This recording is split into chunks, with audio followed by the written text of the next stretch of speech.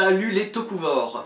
On continue l'arc final de Kyuranger avec l'épisode 43. Donc on reprend là où on s'en était arrêté la dernière fois avec l'attaque du QG de Don Armagé.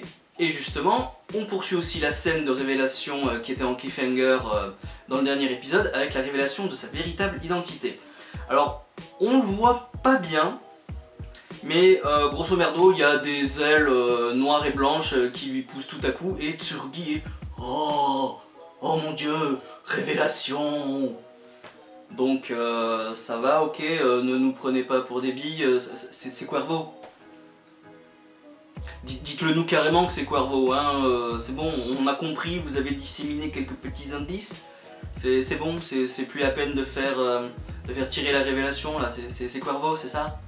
On voit aussi enfin la résolution du conflit entre Lucky et son père, Aslan, qui réussit enfin à le libérer du contrôle de Don Armagé. Donc ça y est, on a un nouvel allié, on a le père de Lucky, Aslan, qui est allié des Kyuranger, qui veut vaincre Don Armagé et tout ça. Bon, j'aurais vu les retrouvailles père-fils un peu plus chaleureuses que ça. Mais bon, on est en temps de guerre, donc on verra plus tard.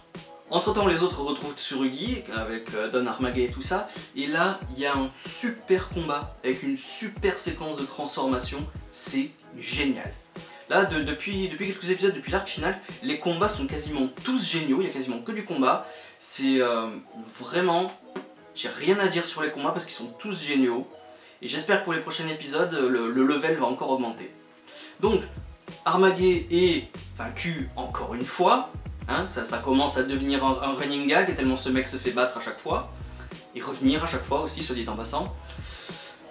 Et entre temps, enfin au passage plutôt, il endommage la Black Hole Kyutama. Donc, bon, souvenez-vous, l'épisode précédent, Black Hole Kyutama, essentiel pour aspirer la planète qui va exploser. Et donc pour la réussite du plan, quelqu'un doit rester derrière, doit rester sur la planète pour activer la Black Hole Kyutama. Et donc celui qui va rester va mourir. Forcément, la planète va exploser, va être aspirée dans le trou noir, c'est voilà, c'est un sacrifice. Et devinez qui va le faire? Bah oui, bien sûr, Aslan. On nous le ramène, on nous fait chier à nous le ramener pendant 2 épisodes juste pour qu'il meure, en sacrifice. À quoi ça sert? Lucky, je vais vous saouler avec Lucky et Aslan, hein. Mais Lucky c'est bon, on en a fini avec lui, on sait d'où il vient, on connaît son développement. Aslan pareil, on nous avait certifié qu'il était mort, tué par le Daikin ou le carreau de la planète Cayenne. Alors que non, pas du tout.